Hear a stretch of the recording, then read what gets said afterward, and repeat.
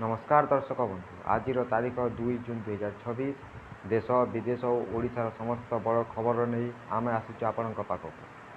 सुना दर में बड़ ह्रास, राज्य में वर्षा और वज्रपात सतर्कता, मुख्यमंत्री ईवी सुविधा, शिशु विवाह विरोधी कार्यानुष्ठान एवं आवास गृह योजना संबंधी बड़ घोषणा सह अनेक गुरुत्वपूर्ण खबर रही आज भिडियो।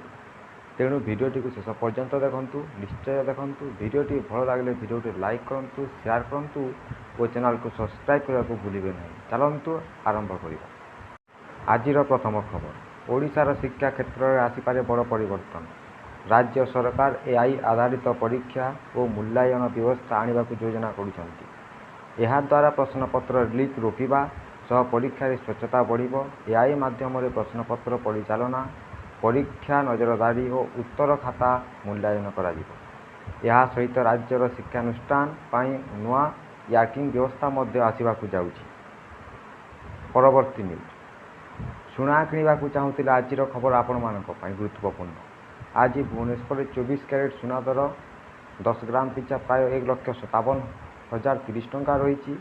गतकाली तुलन सामान्य ह्रास होइछि। विशेषज्ञ मानक कहवा अनुसार अंतर्जातीय बजार में परिस्थिति और डॉलर मूल्य प्रभाव सुना दर में परिवर्तन होइछि। सहित रूपा दर आज स्थिर रही।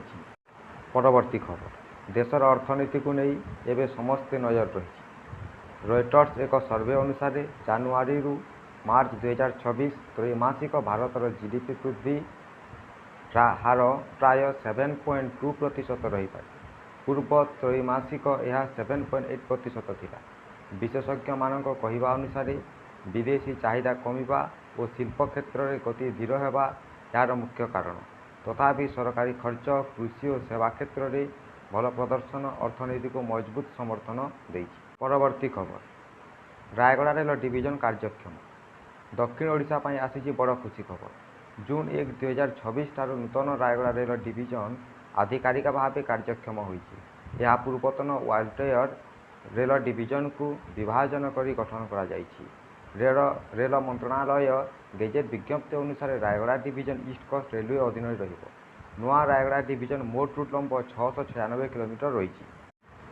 परवर्ती खबर, राज्य हाउसिंग बोर्ड आर्थिक दृष्टि दुर्बल और मध्यम आयर वर्गर लोकों नुआ आवासिका प्रकल्प आरंभ करने को जाउछि। राज्यर घर चाहिदा बढ़ुथिबारु सरकार और ओडिशा स्टेट हाउसिंग बोर्ड यह योजना को द्रुत गति आगक बढ़ाउछंती। सबुठारु बड़ खबर हेउछि राज्य हाउसिंग बोर्ड 4टी नुआ आवास प्रकल्प माध्यम मोट 6,877 घर निर्माण करने को योजना करिछि। परवर्ती खबर, ओडिशा रे शिशु विवाह कमिछि। ओडिशा पाई एक सकारात्मक सामाजिक खबर सामना को आसीछि। नेशनल फैमिली हेल्थ सर्वे 6 अर्थात NFHS 6 नुआ तथ्य अनुसार राज्य में शिशु विवाह हार पूर्व तुलन में कमिछि।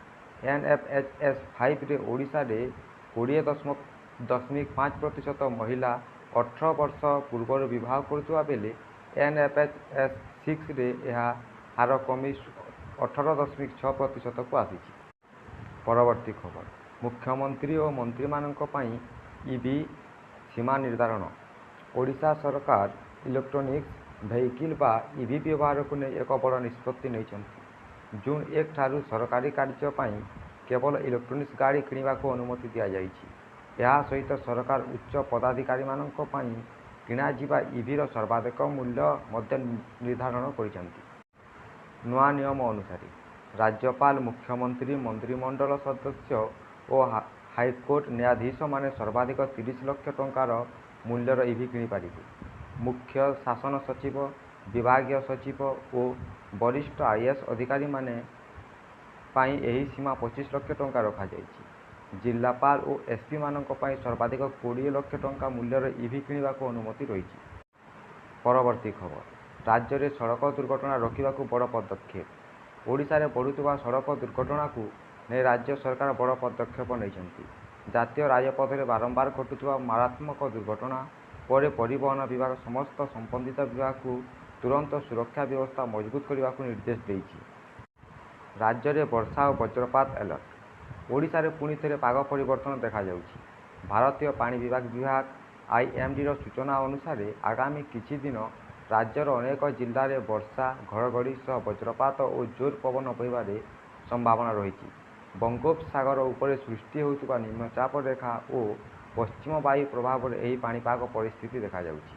ପାଣିପାଗ ବିଭାଗ ଅନୁସାରେ ମୟୂରଭଞ୍ଜ, କେନ୍ଦୁଝର, ସୁନ୍ଦରଗଡ଼, ଝାରସୁଗୁଡ଼ା, ସମ୍ବଲପୁର, ଦେବଗଡ଼, ବାଲେଶ୍ୱର, ଭଦ୍ରକ, ଯାଜପୁର, କଟକ, ଖୋର୍ଦ୍ଧା, ନୟାଗଡ଼, କନ୍ଧମାଳ, ଗଞ୍ଜାମ ଓ ଗଜପତି ଜିଲ୍ଲାରେ ବଜ୍ରପାତ ସହ ବର୍ଷା ହେବାର ସମ୍ଭାବନା ଅଧିକ ରହିଛି।